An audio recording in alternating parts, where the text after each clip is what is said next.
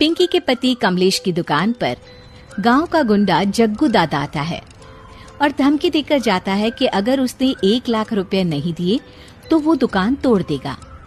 घर में सभी परेशान होते हैं।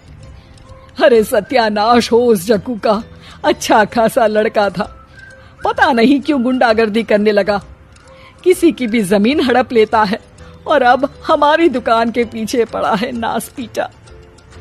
मेरे तो कुछ भी समझ में नहीं आ रहा कि मैं क्या करूं। अरे बेटा, मैं तो कह रही हूं कि 1 लाख रुपए दे दो और छुट्टी पाओ इस जग्गू दादा से। नहीं माँ, मेहनत की कमाई है, ऐसे कैसे दे दूं? मैं तो 1 रुपया भी नहीं देने वाला उसे। अरे पैसा तो दोबारा भी कमा लेंगे, पर जान है तो जहान है। नहीं पिताजी, मैं नहीं दूंगा पैसे, मैंने फैसला कर लिया है। पिंकी कमरे में आकर सोचने लगती है, मेरे पति के ऊपर ये कैसी मुसीबत आ गई है।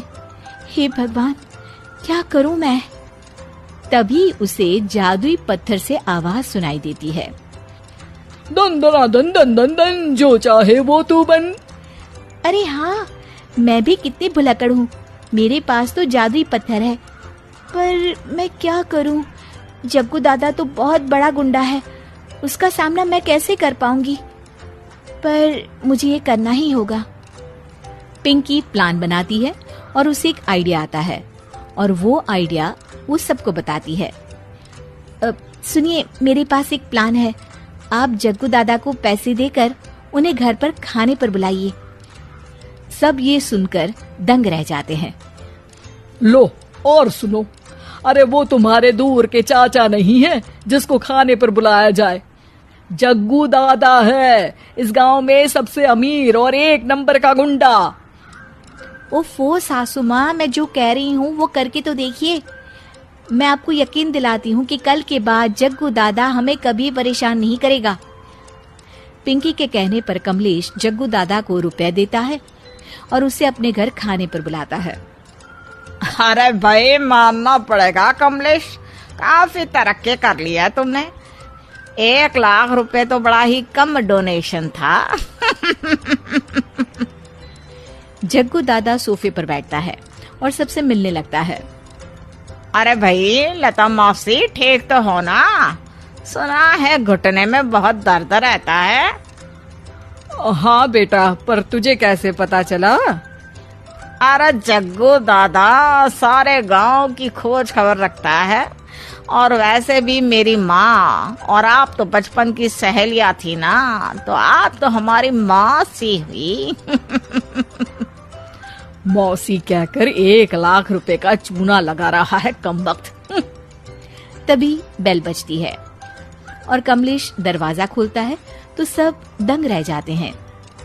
अरे एमपी साहब, आप आइए आइए, आप कमलेश को कैसे जानते हैं? अरे भाई, कमलेश हमारे बड़े ही अच्छे मित्र हैं और मैंने सुना है कि आप इनकी दुकान हड़पना चाहते हैं, इनसे चंदा भी मांगते हैं आप। अरे एमपी जी, वो तो बस थोड़ा धंधे में मंदी चल रही थी तो गांव वालों से थोड़ी मदद मांग ली। देखो जग्गू दादा, होंगे दादा तुम अपने घर के, ये हमारे पहचान के लोग हैं, इनके साथ तुमने कुछ भी उल्टा सीधा किया तो सीधा जेल में डाल देंगे, समझे? फिर वहां बाकी कैदियों से चंदा मांगते फिरोगे क्या? जग्गू घबरा जाता है और वहां से जाने लगता है। जी जी एमपी जी, समझ गए, हम चलते हैं, हमें माफ कर दो कमलेश बाबू। अरे बेटा, खाना तो खा लेता। अरे जग्गू।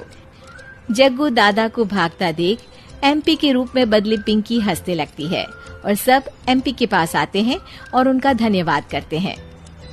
आपको कैसे पता चला एमपी साहब कि जग्गू हमें परेशान कर रहा था? आपकी बहू पिंकी है ना, बड़ी ही समझदार है, वो मेरे ऑफिस आई और मुझसे मदद मांगी। क्या पिंकी ने यह सब किया? पिंकी अपने रूप में वापस आ रही होती है। अच्छा, मैं चलता हूँ, मेरा मतलब है। अरे ऐसे कैसे, आप बिना खाना खाए नहीं जा सकते, आइए आइए। नहीं नहीं, फिर कभी मुझे जाने दीजिए। पिंकी भागती है। अरे इन्हें किस बात की जल्दी थी? लगता है कोई इम्पोर्टेंट मीटिंग होगी माँ। हाँ भाई, बड़े लोग हैं, दिन में कुछ ना कुछ चलता ही रहता है। लेकिन भगवान का शुक्र है कि आज बहू की वजह से सब सही हो गया। पर बहू है कहाँ? पिंकी घर से दूर भागते भागते अपने रूप में वापस आ जाती है। उफ, बाल बाल बच गई आज तो।